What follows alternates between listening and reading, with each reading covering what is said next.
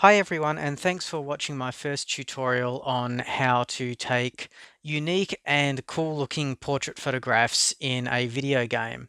Now, for this tutorial and for a lot of my photos, I use Shadow of the Tomb Raider.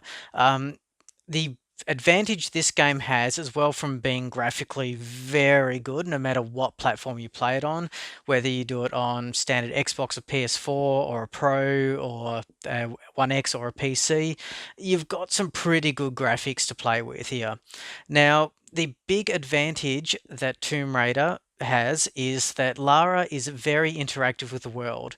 As we're walking along here, you can see that she's just kind of looking around at everything. And this happens a lot, not just in passive animation such as walking, but even when you're aiming a bow and arrow or something, or when she's talking or interacting, there's a lot of unique movement and animation which really lends itself to giving you some cool photos.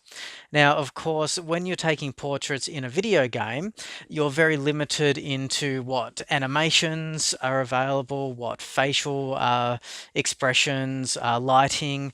And whilst, of course, this is very limiting, it actually provides a lot of challenge and a lot of fun in trying to get unique photos. And when you do get something unique, you have this sense of accomplishment when you actually get something that looks really cool beyond what most people might see in the game. So I'm going to use this location here to show how I did a couple of my photos. Now, obviously, I'm not going to be able to get it exact because a lot of it is pure luck. So one of the first things I'm going to show here is just how I take some of my basic shots. So one of them was just along here as she was looking around. So we've got her here where she's kind of looking up at something above her.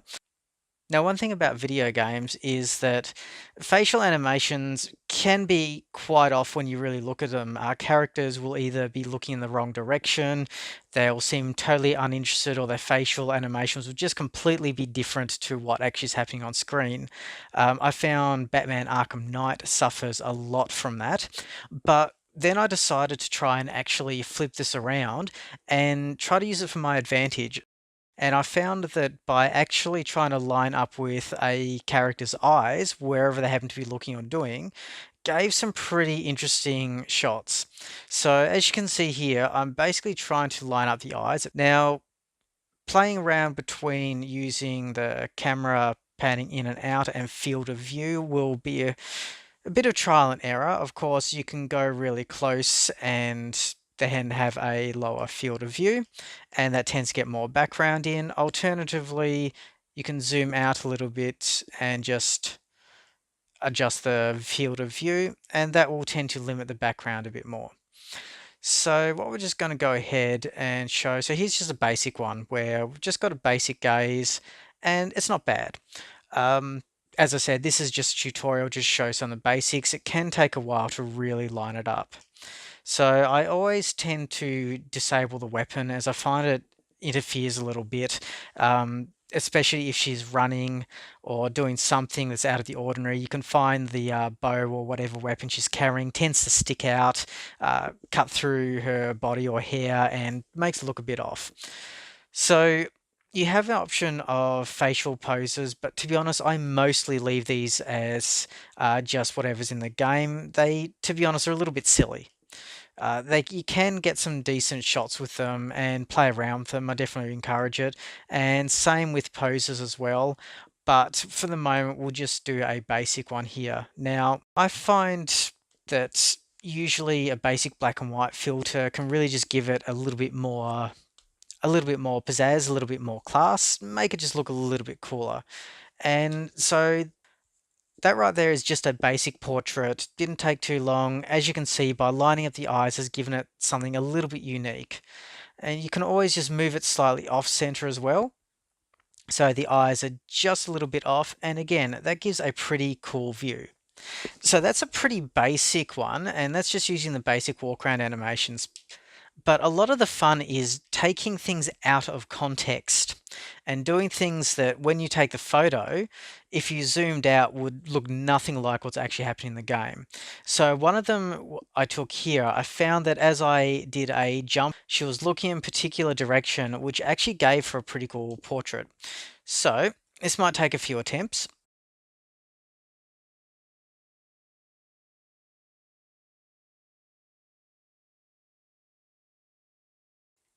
So that looks pretty weird.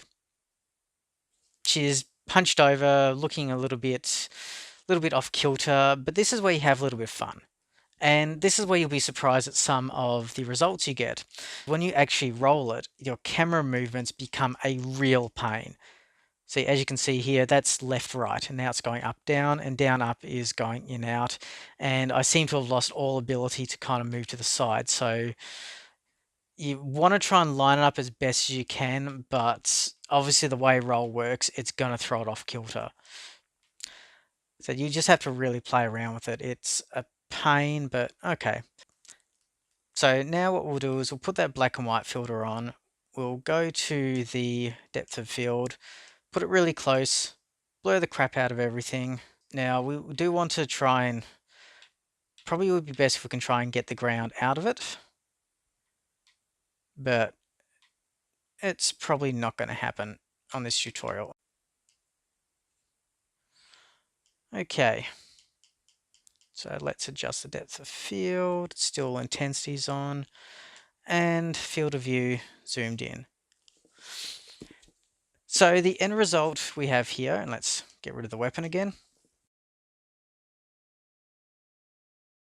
What we have here is a pretty cool looking pose. We've got a cool shot, and because of the roll, her arms and her body is in a position that you'd not normally get from just her walking around. Because the way we position the background, you can't tell the fact that she's actually on a 90-degree angle, and this resulting photo looks pretty cool. Like, you don't have to do the black and white filter, that's just something I like doing. Of course, there's other filters, and if you have some Photoshop skills, of course, you can play around in that, add different backgrounds. I mean, that looks pretty cool as well.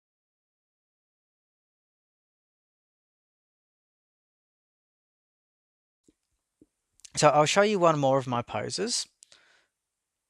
And to do this, we're just going to have to teleport to a different location where I can access her weapons. Now, again, you can do these in any game. Spider-Man has some really, really good lighting on the PS4 Pro, and you can have a lot of fun with the different spider suits and the different lighting conditions.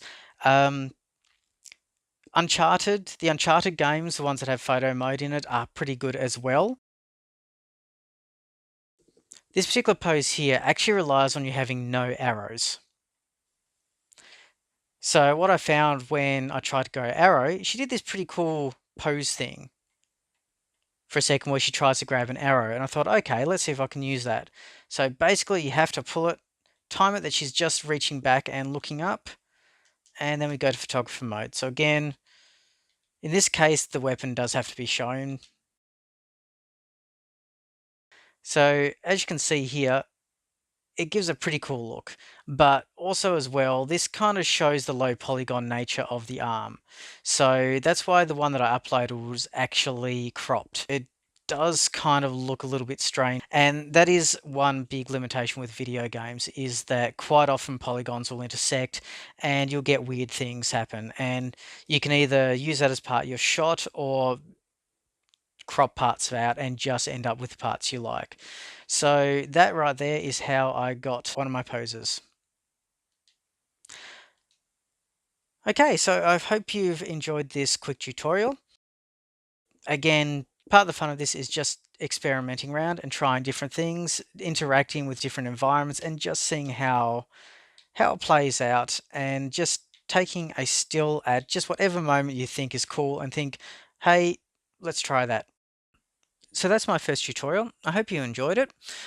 Feel free to post any comments or any questions you have in the comment section, and I will hopefully have another tutorial out shortly. In the meantime, please feel free to check out my DeviantArt and my Facebook page. I should have a Instagram up at some point, and I hope to have another video soon.